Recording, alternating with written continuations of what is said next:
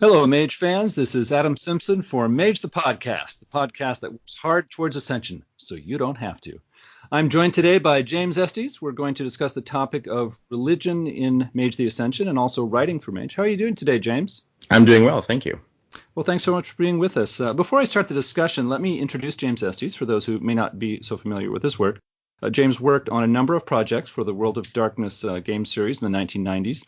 Among them were Mummy Second Edition, along with another author. I certainly enjoyed that book. A few episodes ago, we reviewed Halls of the Arcanum, which was one of James' books.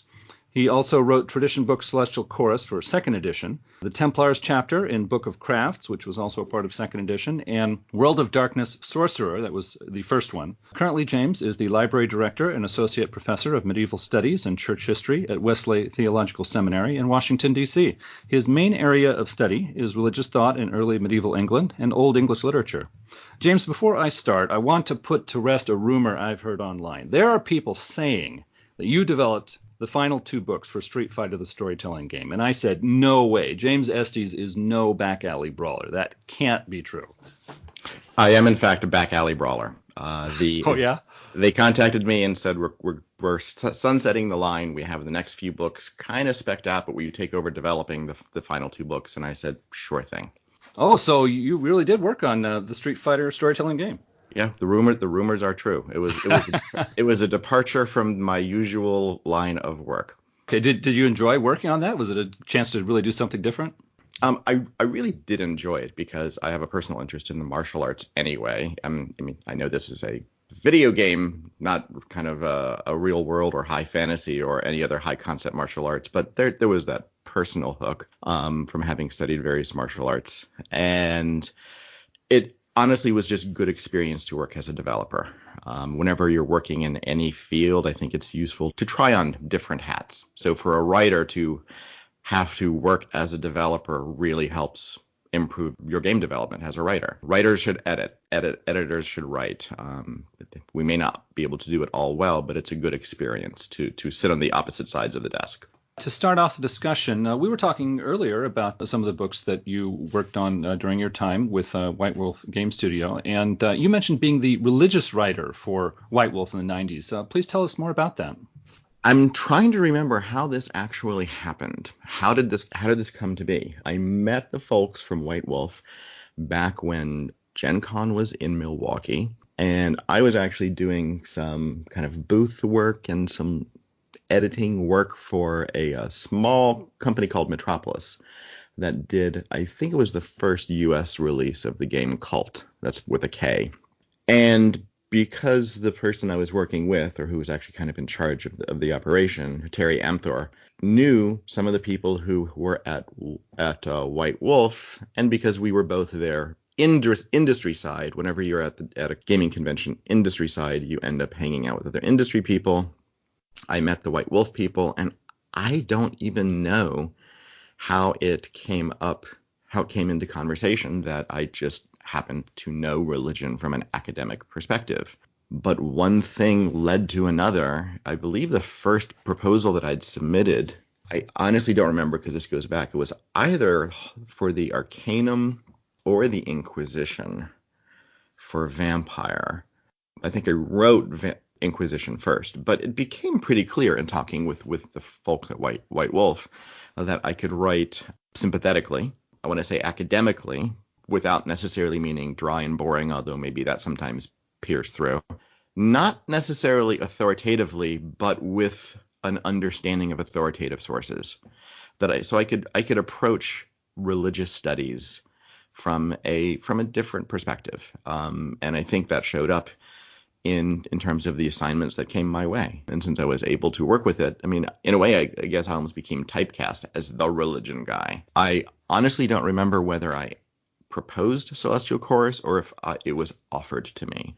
I would have to actually talk to Phil Bricado and say, hey, do you remember going back how this happened? But he might not remember either, since he was balancing 300 books and projects at one time. But I think I was offered Celestial Chorus because at that point I had already shown an ability to work sensitively. There's a good word, sensitively, with religion.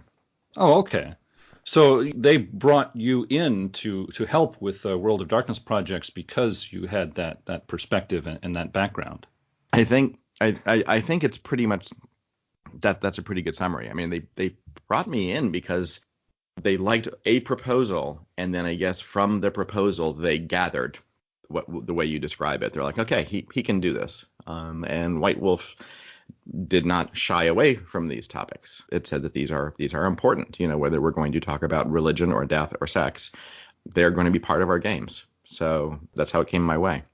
Okay, yeah, I remember it was a while back. I was a younger guy, but I remember at the time I was a Mage fan, and tradition books were starting to come out. We were coming into second edition, and I liked the tradition, the Celestial Chorus, but I got the impression from reading some of the books that it was not the favorite Mage faction of a lot of the people writing for White Wolf. And I remember thinking, oh, when this book comes out, who are they going to give it to? How is this going to turn out? This might not be their best book. But then it came out with your name on it, and I thought, wait, this guy, James Estes, didn't he do some good stuff? And so I read through the book, and I was like, oh, hey, what was I worried about? This is fine. Oh, I appreciate that. Thank you. Yeah, so that was really great to see. Okay, so when I was speaking with you earlier, I thought it was just sort of offhand joke. It's like, oh, I was kind of called the religious writer. But no, you were actually brought in because you had that ability, and you were certainly given a number of projects in that area. Correct. At least that's how my memory works, and I no longer trust my memory, but we'll go with that.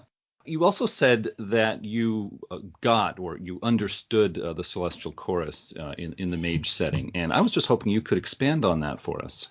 Sure. I remember my first encounter with Mage and reading the different traditions.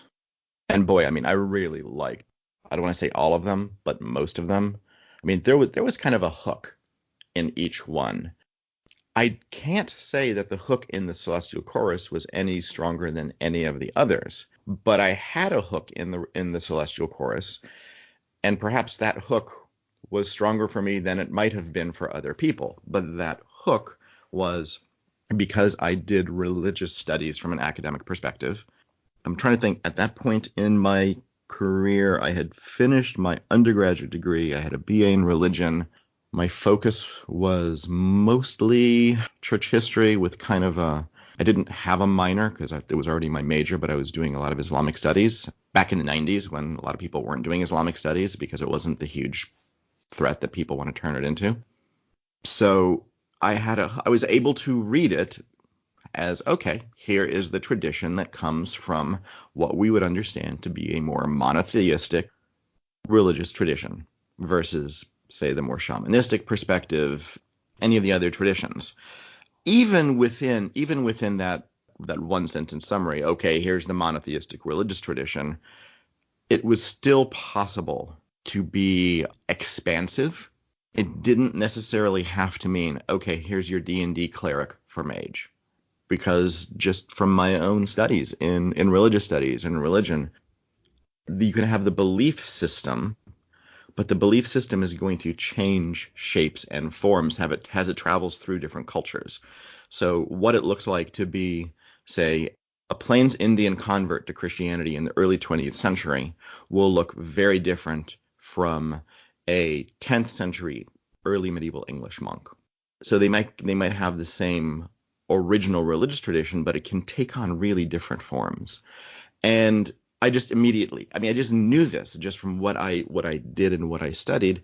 And so I was able to look at Celestial Chorus and go, oh, there's a lot of cool stuff in here. Even if you want to say, okay, it's the maid, it's the cleric for D&D, that doesn't mean it has to have one look to it. And so again, kind of doing an archaeological dig of my memory, when we talked about it, with Phil and I talked about it, I was like, yeah, I can do this because, and this is where we get to I get the Celestial Chorus.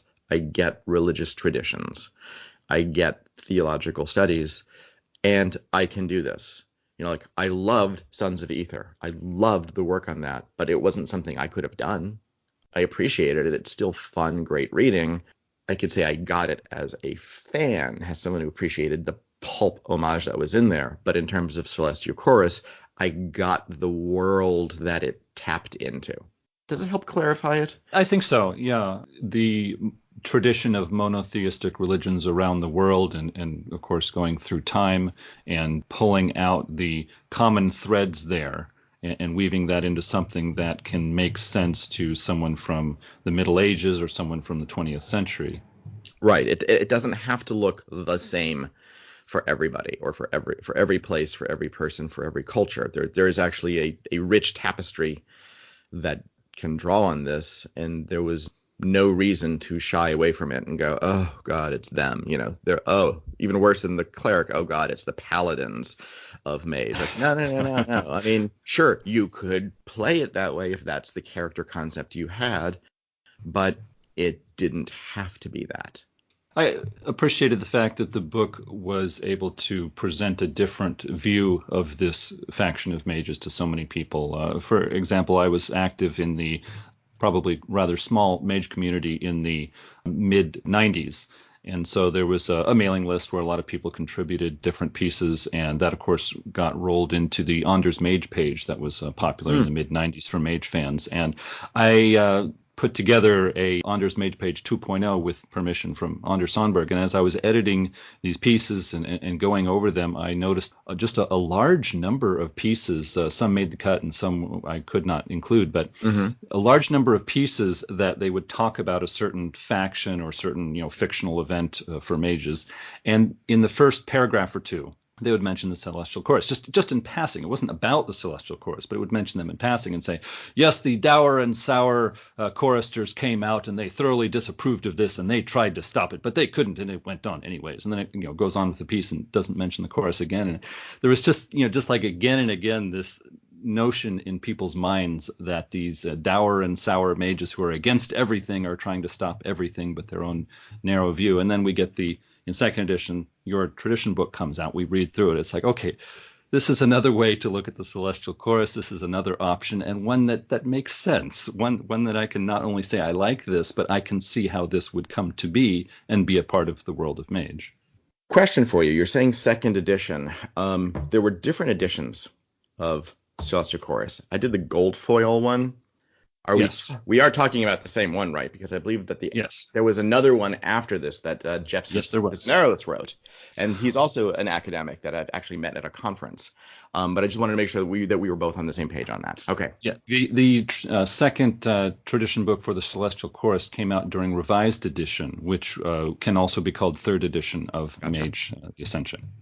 As I was thinking about some of the other topics we could discuss, I was wondering what might be your advice for storytellers on bringing religion into their Mage games. How do you think they could enhance their game sessions using religion?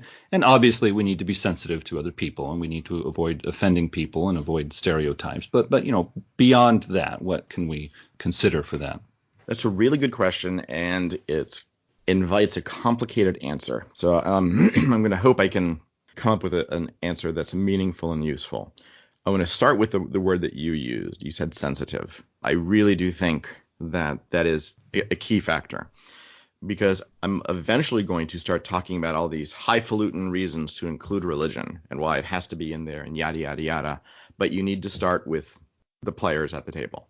And if there's a member of your group who has come out of an abusive religious situation, then you know what? Let's back away from the highfalutin ideas and be really careful and sensitive that we decide not to create some sort of religious zealot a-hole as an antagonist or a helpful protagonist.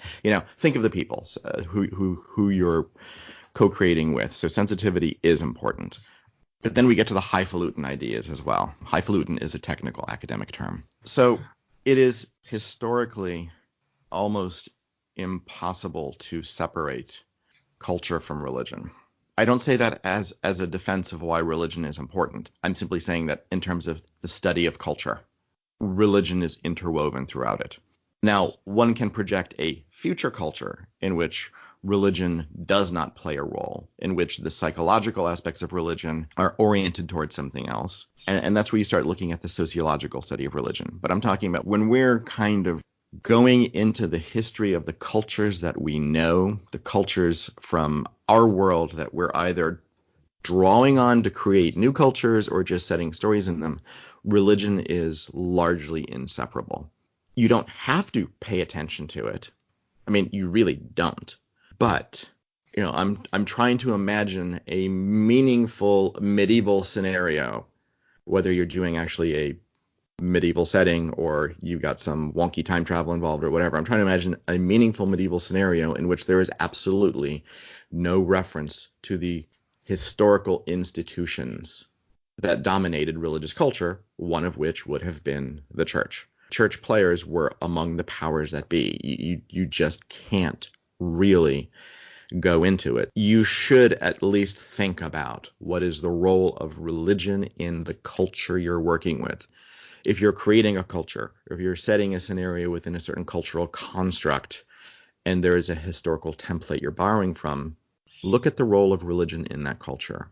To what degree does it inform the art or literature of that culture? To what degree does it play a role in the politics of that culture, whether good or bad? I think that for a lot of players, and a lot of people in the modern world, we're just going to be able to look at religion and religious institutions today and go, there's some really messed up stuff coming out of there.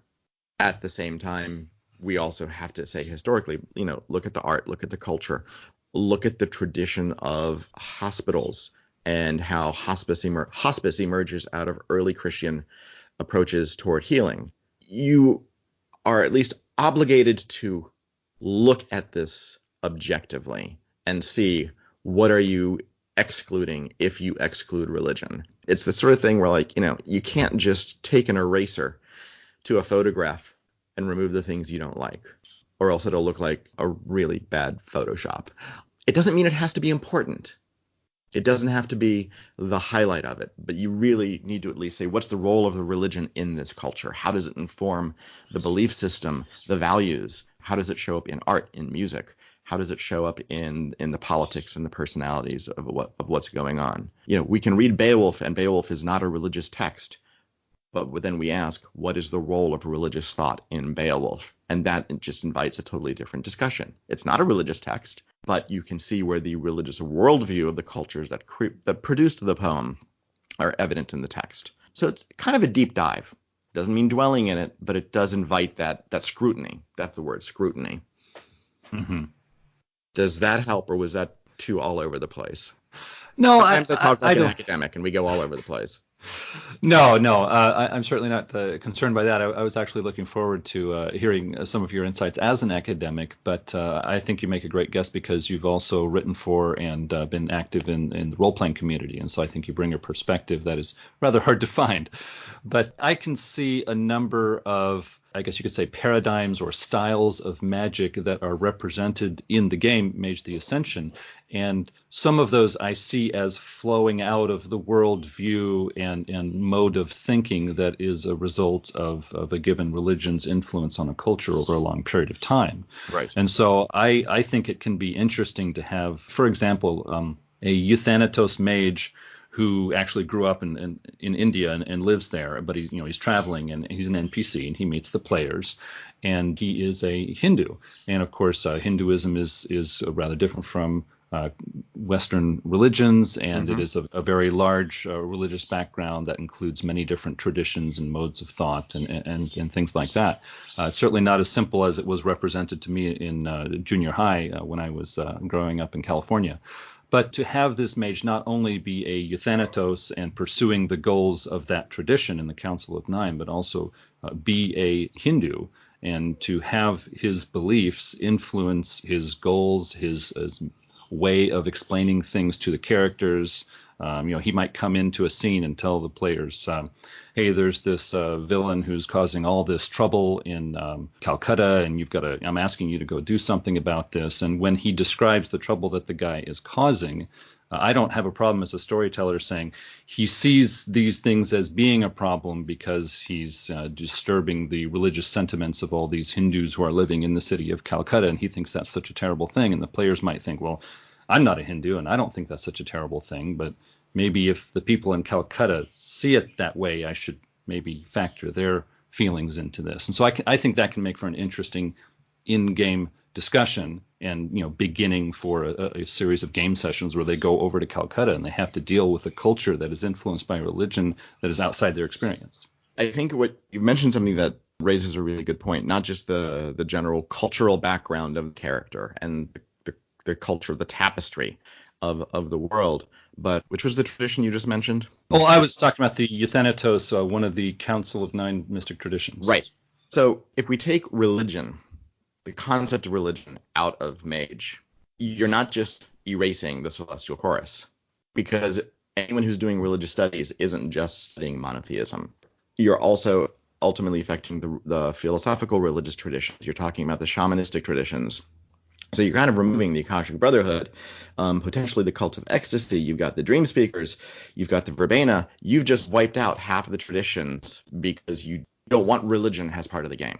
Again, it doesn't have to be front central, but shying away from religion and so kind of putting a barrier up between your game and that means you have at least rendered anemic the intellectual precepts that underlie a number of the traditions in the game. I think that Celestial Chorus kind of bears the brunt of it because for many of us as players or just as people in the Western world, if we don't necessarily self-identify as people of faith, or if we do identify as that and that faith isn't, say, one of the three monotheistic traditions, then culturally that's the bad guy. I mean, we can even say, it does have to do with power and privilege. The Christianity, historically, we will say that the United States is not not intended as a Christian nation. Intended is a bad word. It is infused historically with Christian precepts, but it is not engineered to function as a religious nation. We have separation of church and state. However, with that said, the power that has held sway in the United States is the Christian church. So it is understandable for people who have concerns about the role of religion in a less than pleasant way to look at who are the power players. You're pointing to the people with privilege, and that's going to be the church. And the Celestial Chorus is the one that looks like that the most. So it's not just that you're really shying away. I think concerns with the Celestial Chorus are not so much concerns about religion as much as concerns with the role certain traditions have played in the shaping of the country and how many of us have had negative experiences out of that. And that's what's really the issue, which goes, well, I'm proposing for this conversation that that's what's really the issue, which then goes back to the point that I made at the beginning is sensitivity. You're far less likely in an average group of people on the street to run into somebody who had a really negative upbringing at the hands of any tradition. I could say there will be but here's an example. You're less likely to have somebody who's come out of an oppressive Taoist family than in the United States than you will come into somebody whose dad was a preacher and was an authority figure and might have not been the greatest person in the world. This is the truth. So the Celestial Chorus is more than just religion. It is the religion which has held power in the country. And you do have to pay attention to issues to the dynamics of power and privilege. And so concerns about the Celestial Chorus from that perspective are fully understandable. If people don't want to deal with the Celestial Chorus because they've had negative personal reactions, I get that. That does not give them license to always paint them as the villains, as the dour and sour and mean religious mages. Well, no, they're not this weird hybrid of Puritan paladins. If you want to create one like that, that's fine, but that's not the entirety of the tradition. So try to separate out the personal feelings from, I got beefs with the church. I don't like what's going on in terms of how the church has dealt with women, how the church's role in slavery, how the church has dealt with different people of different sexual orientations and gender identities. That's one thing. That's legitimate. That's real. And you could say, I don't think I want to deal with this. Or you can actually create a character, whether a player character or somebody who's in the background, who actually wrestles with these issues and is an example of a model of a powerful, progressive way of dealing with it and integrating it. Because there are people who do that as well in religious traditions. There are Muslim feminists. There are trans clergy. There are any of the groups that we're talking about are also represented. So it is as much as it is a case where you need to be sensitive to this, you can also be provocative and say, but where are people pushing back? Mm-hmm. And that's the sort of model I think a player might say, I'm more interested in playing someone like that. I don't just want to be a stereotypical religious a-hole who doesn't get along with people. Well, if you want to do that, then play a paladin in D&D, he said, hoping he doesn't offend anyone. Yeah, no, that's why this is a really good question, because the concerns are legitimate. That does not mean that they're licensed to erase it, but they're concerns that should be addressed sensitively, thinking of your players. And also, how can you work this into your game? How can you work this into the story? Yeah. One example I was thinking of sharing at this point was I ran a rather large Mage the Ascension Chronicle online back at the very end of the 90s, coming into the 2000s. And I had a lot of players who would sign on to the chat site every Thursday night to play. And the game was going for a while before I was approached by someone who wanted to come in as a new player. It turns out this was a 14-year-old boy in Seattle, Washington. And he said, I'm a Christian and I'm growing up in a very strict conservative religious household, and my parents are really frowning on role-playing games. But I showed them the first edition Mage core book, and I pointed to the Celestial Chorus, and I said, look, this game has a Christian option. The people who wrote this game are looking out for us Christians and giving us the option to be Christians in the game. And as I was hearing this from him, I was thinking to myself, I don't think that was actually the motivation of the people who were writing the first edition of Mage, but okay, it's not my job to set this kid straight. I'll just let him express himself. And so he said, my parents told me I shouldn't be in role-playing games, but I said, this game is different. This game has a choice for me, and so I want to play a celestial chorister who's serious about his faith, and that's my character, and I want to join your group and do that. And I said, okay, it looks like I was talking to him online. I said, look, you want to play role-playing games and your parents are frowning on that activity, and so you think this is your chance to get in. It's like, okay, I can let you in, but I need to set some ground rules here. I said, look, I've got a lot of players who are not religious and they don't actually enjoy discussing religious themes, and I don't have a lot of religious themes in this chronicle that I am running. So I'm going to let you join, but I'm going to tell you that it is not going to go well if you want to evangelize your fellow players. They're not going to enjoy those discussions, and that's not going to go well for you. I'm telling you this up front. So your character can be a Christian in the game, but if you're going to go evangelizing the other players, if you're going to be constantly quoting scripture or telling every NPC you meet to see the light, this is not going to go well for you. There's going to be negative feelings against you, and so can we get this straight? And he said, yes, I get it. I'm not going to evangelize people. I just want to play in a role-playing game and have that fun and tell my parents that I'm being a good Christian. And I said, okay, we're going to do this. And it worked out very well. It worked out surprisingly well. He was very friendly with the other players. He didn't evangelize anybody.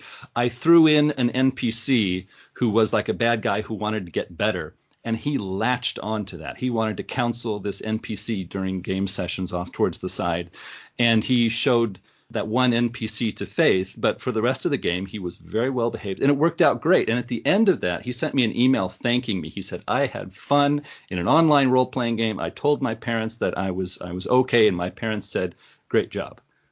That is actually an awesome story. That is really, well, first it illustrates what we were talking about, is that you were sensitive to the players. And you were sensitive in both directions. You were saying not just, well, there are a lot of people who don't care about religion, therefore you can't. At the same time, you didn't say, great, we're going to introduce somebody who's playing the game, and now everybody be prepared to be evangelized. And unfortunately, Christianity has it has a terrible legacy of evangelism, in that there is a difference between sharing faith and imposing faith. Or historically, there is a difference between sharing faith and imposing your culture. So historically, a lot of times evangelism and colonialism go hand in hand. So you were aware of the stereotype that isn't the only stereotype. You've got the one Christian who's on the corner who's reading the Bible and telling people what to do, and then you've got the other Christian who's ignoring them because they're in the soup kitchen. And they're not in the soup kitchen because they're trying to evangelize, but because they're trying to provide food for the needy. But you were sensitive to this is how it can be perceived and done negatively. And please don't do that. And it sounded like it was really meaningful. Since I wasn't involved in the original design and development of Mage, I don't know which person came up with the Celestial Chorus. I think Phil inherited Mage. I don't think he was one of the original designers of the first game. I would have to actually look at the first edition and see. But I cannot associate Mage without Phil's name. But I'm pretty sure that when the game was designed, they didn't say, let's put in a Christian option. But what they did was they said, and here I am projecting, perhaps not projecting, but interpreting, they looked intelligently at culture. And that's why I said, like they put in a variety, they have put options for a variety of religious traditions. And maybe Celestial Chorus came out as maybe a little more stereotypical in its original conception. Maybe it was designed with fewer options. So you're probably right. It wasn't done as a nod to, here you go, Christians, here's somebody you can play. But it was done, again, my interpretation, with the assumption that there are a variety of different backgrounds people might want, and this is one that people might want. An interesting parallel story, if I can share it briefly, was I am also a seminary graduate, and there are a number of gamers actually in seminary, and I will not name the professor, but I do know a professor at my school who plays Dungeons and Dragons, and this professor refuses to play a cleric because this is role-playing, and they do that in the real world, so they don't need to play a cleric. But anyway, so when I was a seminary student, I was talking to one guy, and I went into seminary in the early 2000s, so it was shortly after my full-time writing career was slowing down. And I talked to one guy, he's like, oh, wait, you wrote the Celestial Chorus book? I'm like, yeah. I'm like, oh, where's this one going to go? And I don't remember what it was in the book. I think there was something in the book which is mostly written from the perspective of different representatives and different eras and different cultures, where one person is giving counsel to another and said something like, don't pray that somebody comes to your faith, pray that somebody becomes deeper in theirs. It was something along those lines, which is generally also what I believe. And he said that reading that helped him recover his connection to Christianity, which certainly wasn't my intention, but because it was expansive and generous. And this was also a very religiously progressive guy. And so apparently what we do as art has an impact in ways we do not always intend. Sometimes they're good, sometimes they're bad. In these two cases, they're good. I'm sure there will be people who have stories that say, oh, this was bad and here's why. But I'm glad to hear the stories of how it had a positive impact. Yeah. Especially if it was an unintended, because I certainly wasn't telling people how to be religious. I was writing it from how I approach it myself, but I wasn't telling people what to do because that's not what I do. Yeah.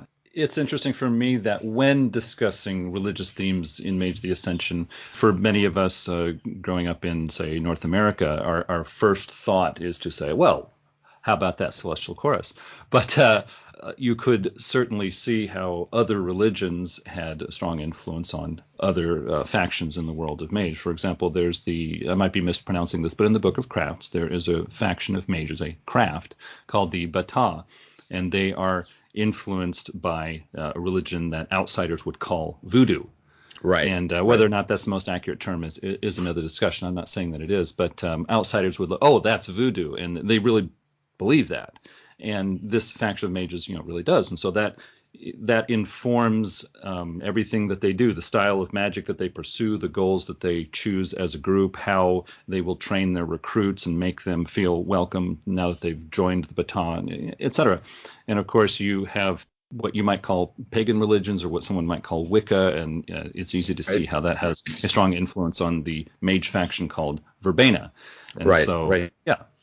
So there's religion all through Mage, but naturally, many of us growing up in Western nations, our first thought is, well, Celestial Chorus, did they do a good job? How is that done? How can we work with them in the game? It's like, really, there's so many factions that this is a big part of what they're doing. Right. I mean, sure, you can have your progressive fundamentalist, or you can have your abolitionist. Those were both created by the Western Christian tradition. So one stereotype is not incorrect, but that is not the only stereotype. Yeah, and my heart goes out to different storytellers who say, "Hey, I've got a great idea for a euthanatos who's a Hindu, and he's gone bad, and he's doing all these bad things now, and he can be a villain." And then the storyteller says, "Wait a minute, that's the only Hindu I've got, NPC I've got in my chronicle. Is that going to make everyone think that Hinduism is bad? Maybe I better throw this out and try something else." It's like, well, you don't have to throw it out. I mean, if it's an interesting idea, you can have Christians who've gone bad, Wiccans who've gone bad, etc. That can be very interesting to see how someone was very much a part of a religious tradition, and then because of their own bad motivations or because of a bad influence upon them, they twisted certain parts of that religious thought, and as a result, you've got a villain who's doing bad things in this fictional setting. I think that can be very interesting. Right. It can be powerful. It needs to be done in such a way that you're highlighting that there's a dark side to a tradition. There's a dark side to anything. And what you're doing is you're saying this is how what happens to this person when now I'm thinking of Star Wars, sorry, because the dark side.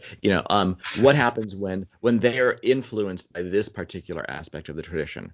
And what happens when they're actually just kind of a mess anyway? That doesn't mean that you are just describing essentially or intrinsically what the tradition is, or limiting what the possibilities of a tradition. There's a difference between saying you've got a euthanatos who's a Hindu who's gone bad, and euthanatos are Hindus who are bad. Big difference.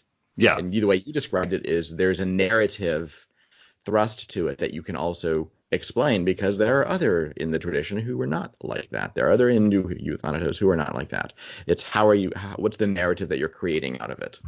Yeah, you could insert a scene where some no-name NPC comes in and says, "Hey, I'm a euthanatos, and I just want to let you know that there are others in my tradition who know that this guy's bad, and we're going to supply what support we can for you." And that's enough. And then the players are like, "Okay, it's not all the euthanatos, it's just this guy. I get it." Precisely.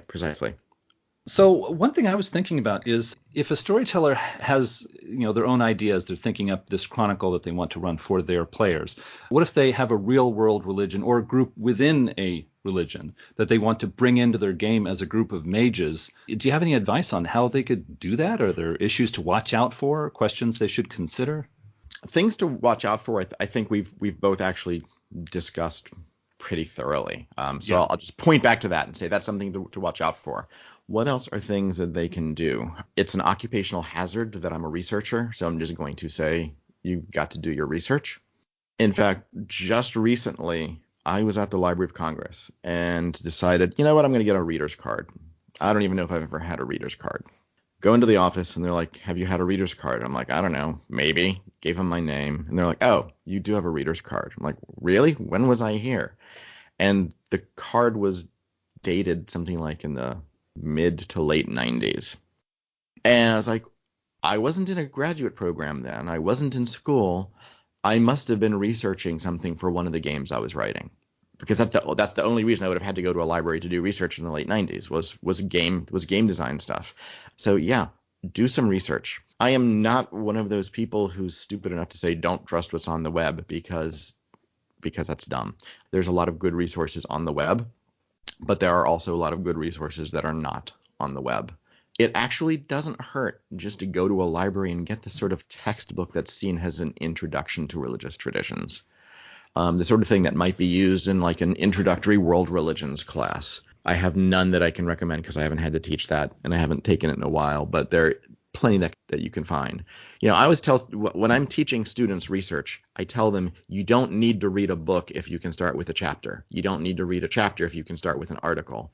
So if you want to say, well, okay, I want more of a book that has more relationship to, not book, if I'm creating a tradition that has more relationship to Islam, just start with one of these big picture sort of chapters on the history of the tradition.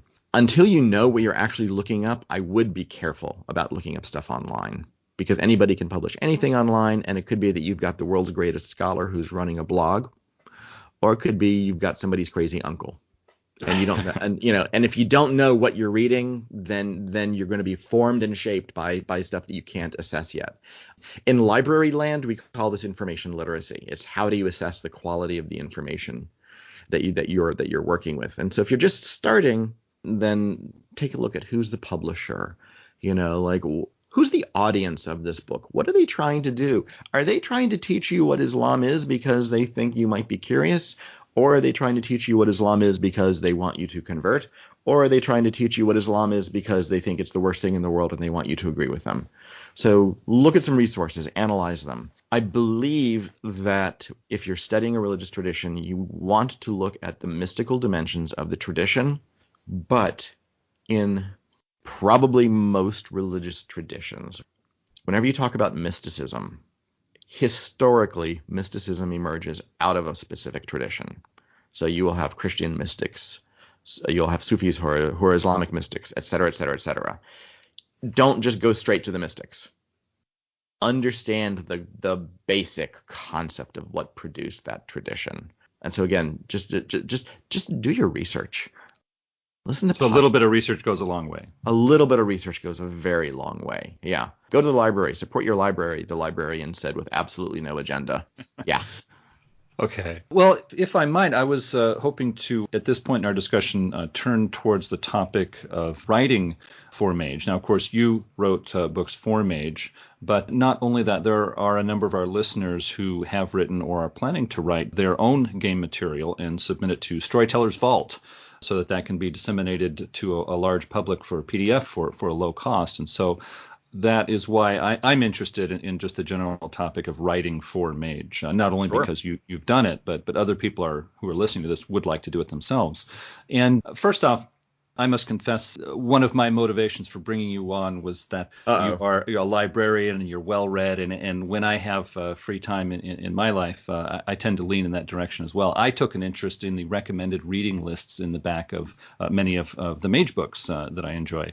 And looking through them, I couldn't help but getting certain impressions. Sometimes I'll read a recommended reading list in the back of a Mage book, and I get this impression that the author would like the reader to know that he's well read. And other times, I could be wrong, but other times I get the impression that the author is welcoming the reader into his worldview. Mm-hmm. And then when I was reading your recommended reading list, I got this impression, correct me if I'm wrong, but I got this impression that you were trying to say to the reader, when I was working on this book, I researched all this great material. I had all these cool ideas, but I've got a page count. I've got a limit. I can only fit this stuff in. But you know what? This other stuff is just so cool. Here, I'm just going to slap down a one-page reading list. You can go hunt it up yourself, but you'll find all this cool stuff that I couldn't fit into the book. I think that's a fair assessment. Yeah. I actually reviewed my reading list because of our previous conversation. I'm like, what did I put on this list from so long ago? And I was surprised by some of the things that I put on there. I will say I was pleasantly surprised because there's a lot of stuff on there that is not academic wonky stuff. There was stuff that I put on the list. Actually, maybe I looked at the list for the Arcanum. I'm not sure. I put stuff on the list that was meant that both said this informed me, but here's stuff that inspired me. Because this is about storytelling. And you know what? We can do a scholarly study of the concept of Atlantis, and it's going to be boring. It's going to have no relevance on the game. Instead, hey, what are some of the pulp stories that were set in Atlantis? Let's look at some of these authors. Let's look at that Time Life series with lots of pictures and nonsense that is great because it kindles the imagination. So there does need to be balance there. When I say research, I also do mean have fun. So for my reading lists, I put stuff there that was just, I had to look at the stuff to get my mind going because this is ultimately about creativity and imagination and inspiration. So yeah, I did put stuff there that was by no means scholarly, but going back to the thing that's prompted this question, which is working with or advice to people who want to write things. Because I think that was why you actually raised this, not just to talk about bibliographies. I can do that all day, and we don't want that. If I can just go into actually some general advice, it would be know what your strengths are and know what your weaknesses are.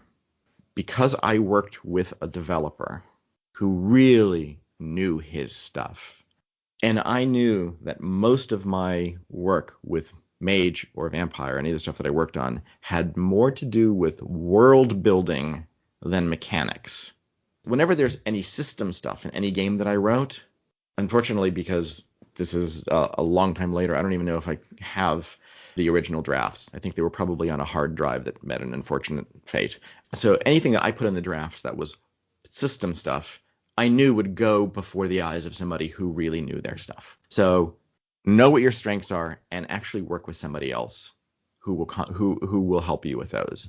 So if you're a great world builder, but you're not sure about how you are in terms of engineering and mechanics and the mechanics that make the game run it past somebody else. In fact, okay, so as an academic, I'm a big fan of what's called peer review.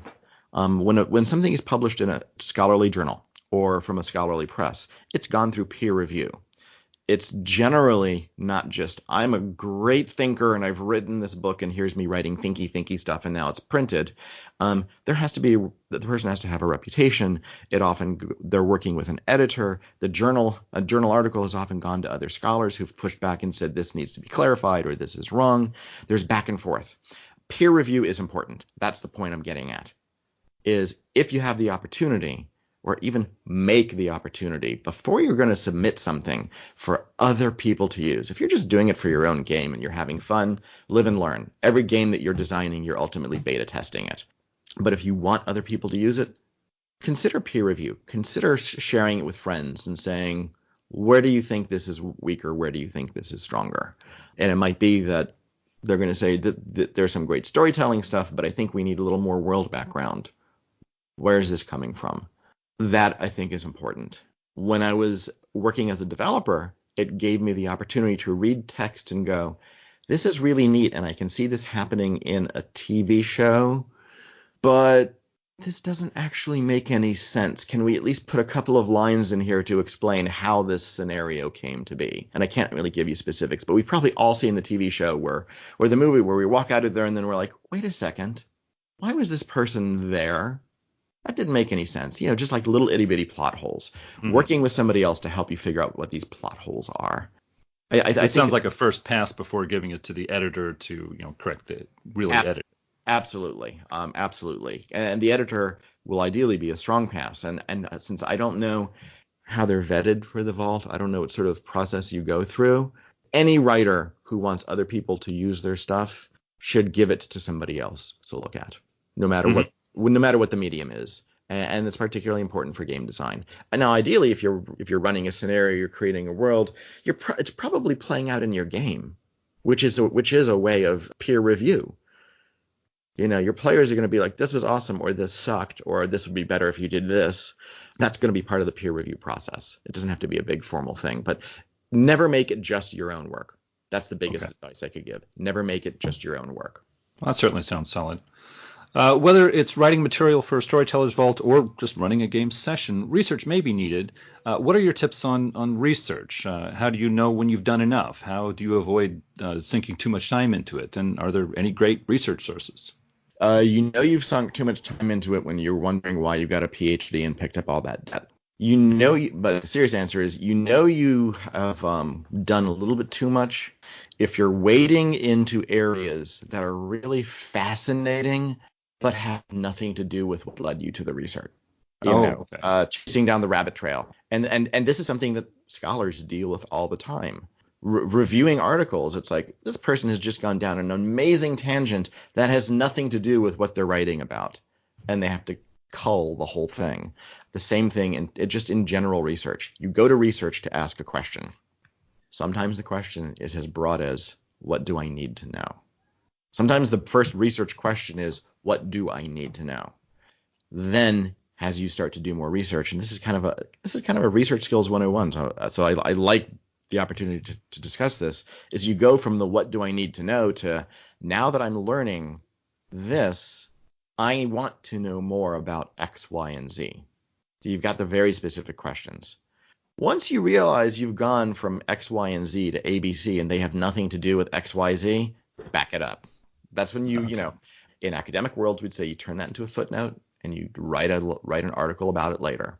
But back away from it. It doesn't need to be central. Take notes, things you want to research later.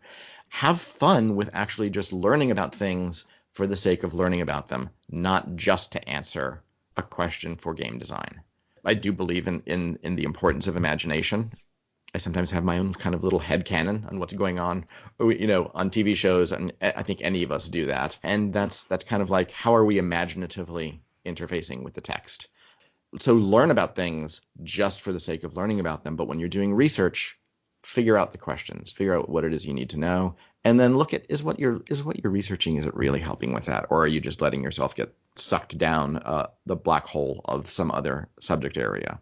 That was actually how I ended up getting into Old English, and I don't mind it. I was gonna work on Middle English, which was the era of Chaucer. I started doing Old English, and next thing you know, that was where my dissertation was. That's okay when you're trying to also build a career out of it. If you're trying to do meaningful game design that's also fun, learn when to back it up. Good places to go. I've already given the pitch for libraries. I will always start with that. There are good podcasts and blogs. What you generally need to do is review the credentials. Who's making it? What are their credentials? Again, is it world-class scholar, or is it crazy uncle? Or oh God, what happens if your crazy uncle is a world-class scholar? Then it's a judgment call. Yeah, but who is the person who is speaking has an authority before you start to parrot whatever it is they say? I mean, we've all seen on Facebook where somebody has an outrageous response to something that they don't realize is satire, because they haven't evaluated the information that they're looking at. So evaluate the information you're looking at. I can't recommend right offhand any particular blogs or podcasts because it really depends upon what you want to do. Religion is one of those things. Yeah, that it needs to be like, what tradition are you looking at? What culture? What era? What history? But there's just a lot of good stuff that you can start with online, and then don't be afraid to look at books for some general reading as well. Mm-hmm. I can just imagine a lot of Mage fans out there who, a lot of us just like to read, and we're concerned that, oh, well, if I start researching this, I might start onto a reading program that never ends. And so it's nice to have those guidelines. Yeah. Well, it's nice to have those I guess you could say rules of thumb to keep in the back of your mind. It's like, okay, there is a line. Am I crossing that line? Okay, this can help me. Actually, as I'm thinking about this, I do have a very specific recommendation. Go to a library and look at what we call guild-produced encyclopedias. In other words, they're encyclopedias written by experts in the guild that is the specific area of studies. So Britannica itself is fine. There are experts who write Britannica, but there are encyclopedias of church history. There is an encyclopedia of monasticism. There is the Encyclopedia of Religion that is written by scholars of religion. It's now in its second edition, I believe. And it's like I said earlier, don't read a book if all you need is a chapter. Don't read a chapter if all you need is an article. And encyclopedias are meant as public scholarship. Encyclopedias are not written from scholars to scholars. They're written from scholars to the public to communicate the essential information.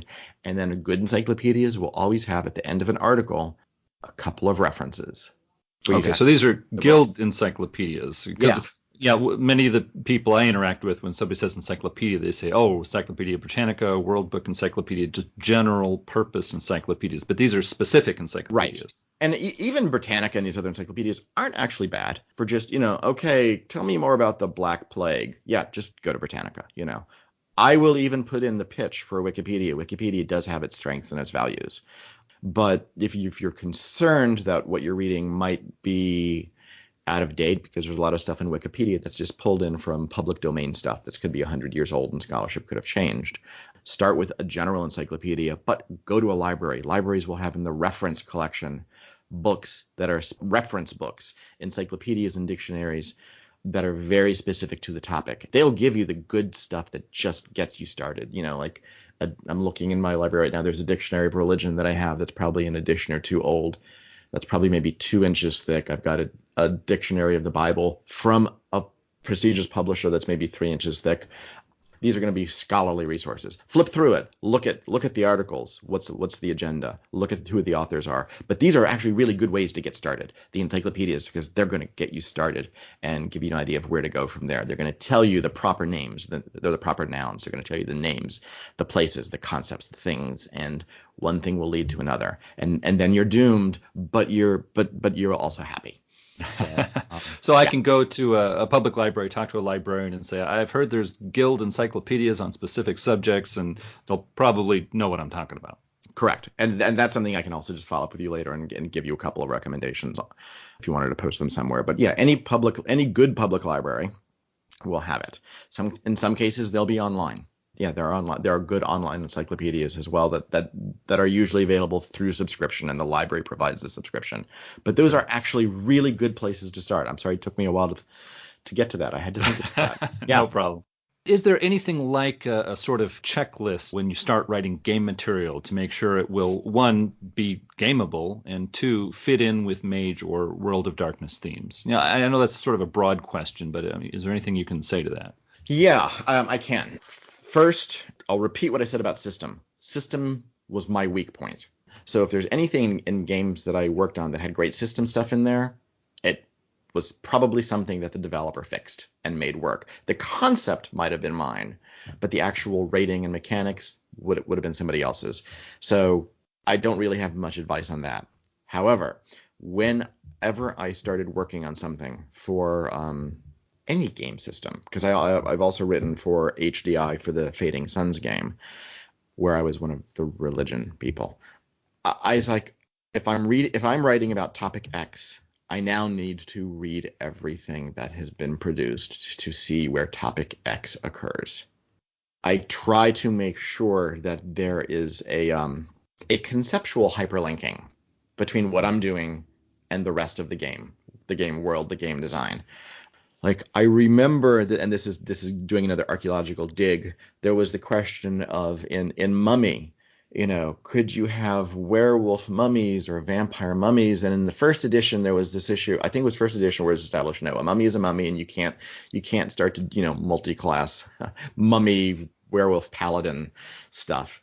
But then there's a reference in a werewolf game somewhere to a werewolf mummy, and yes. I think something like that. And I had to find a way to resolve that.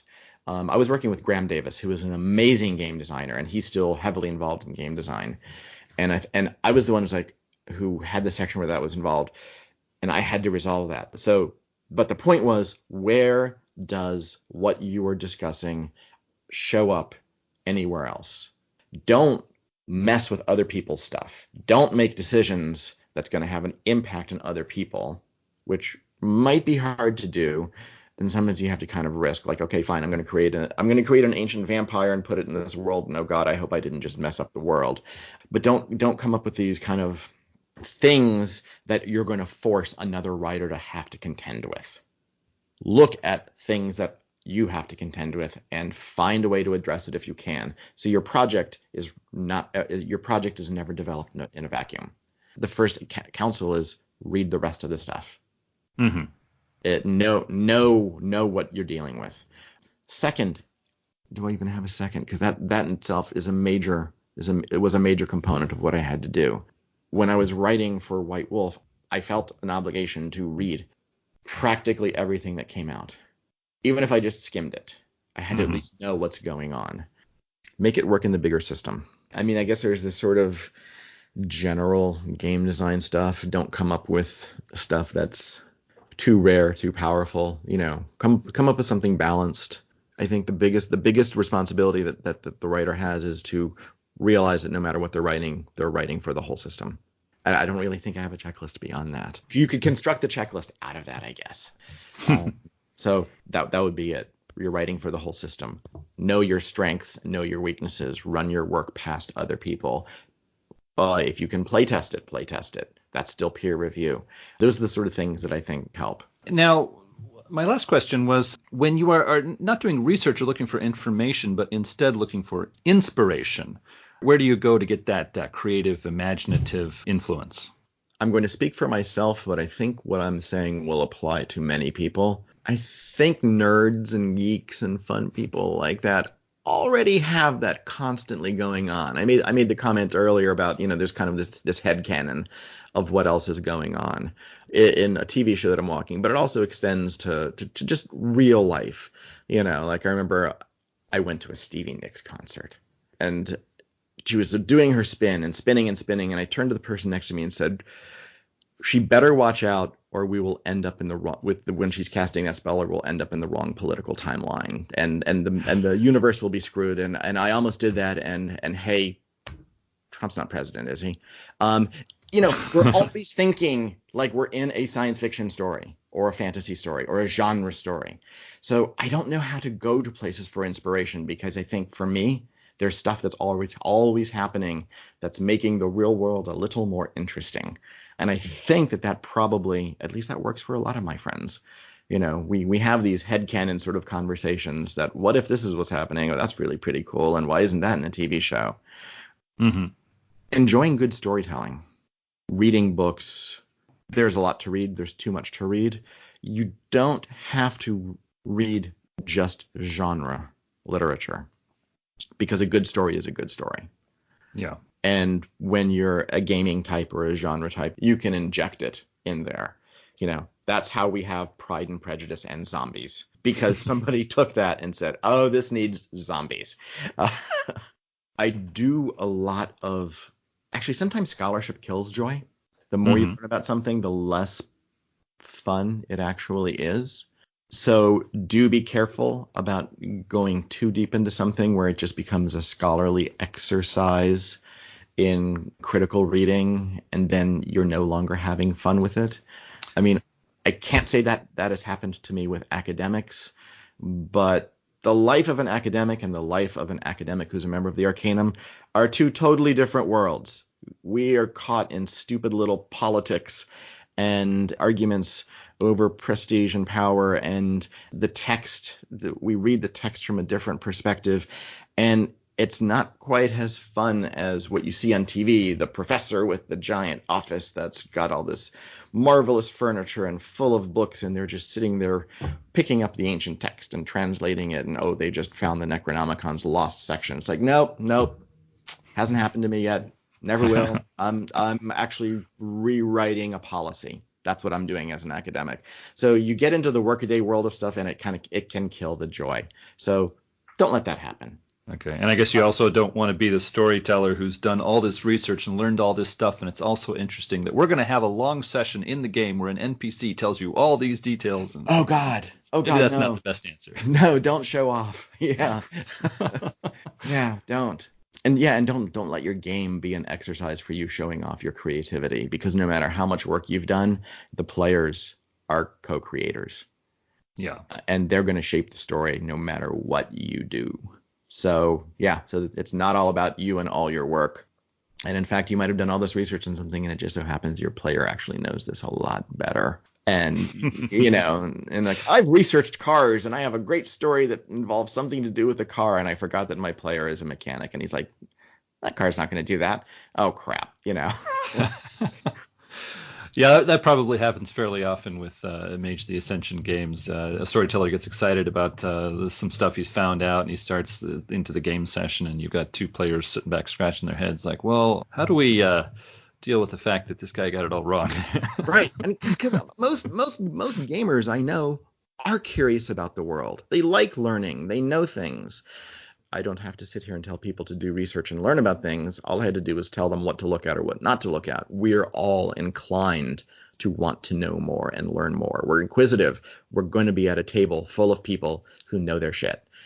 Yeah, but also I feel for the storytellers who might be intimidated. It's like, oh, I've got Jane in my game, and she knows all about this topic, and so if I have a scene or a villain or something that has to do with that, I might get it wrong, and she's going to laugh at me. It's like, just go for it. It's okay to get a few things wrong. Have fun. Go for it. Be willing to be wrong, and also say, hey, Jane, I'm working on something. Will you help me out here? That's peer review, actually. Will you help me out? Will you help me figure out what to do with this? And if I'm off on little things, just be a little forgiving. And I think that'll work out. Yeah, I was using Italian mafia villains in one of my online Mage sessions.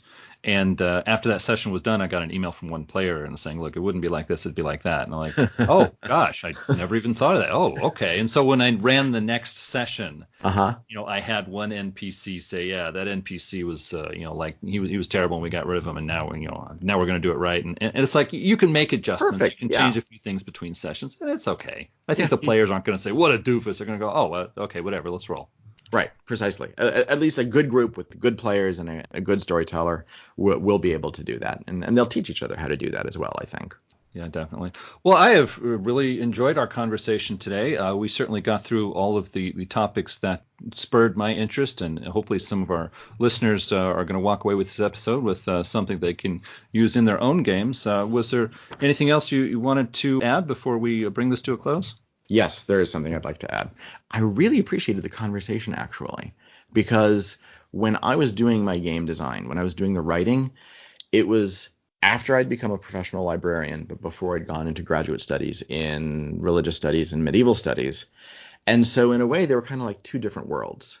And so I've recently started doing some game writing again, which, having gone through both worlds, let me integrate things a little better. This conversation was an amazing way for me to integrate these two different parts of my life. I never would have thought about gaming and peer review and the value of putting your work before other people.